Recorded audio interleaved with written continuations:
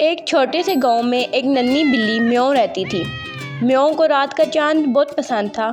وہ روز رات کو چھت پر جا کر چاند کو دیکھتی اور سوچتی، کاش میں چاند کو چھو سکتی۔ ایک دن میوں نے فیصلہ کیا کہ وہ چاند تک پہنچنے کی کوشش کرے گی۔ وہ درخت پر چڑھی، پھر اونچی دیوار پر چڑھی، پھر کھمبے پر چڑھی، لیکن چاند تب بھی دور تھا۔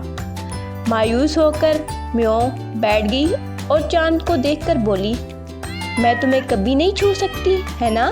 چاند نے مسکرا کر اپنی روشنی اور بھی چمکائی۔ میوں کو لگا جیسے چاند اسے جواب دے رہا ہو، تم مجھے چھو نہیں سکتی، لیکن میں ہمیشہ تمہارے ساتھ ہوں۔ دیکھو، میری روشنی تمہیں چھو رہی ہے۔ میوں خوش ہو گئی۔ اس نے چاندنی میں لیٹ کر آنکھیں بند کی اور سکون کی نیند سو گئی۔ سبق: ہر خواب حقیقت میں نہیں بدلتا، لیکن اس کی خوبصورتی ہمیشہ دل کو سکون دیتی ہے۔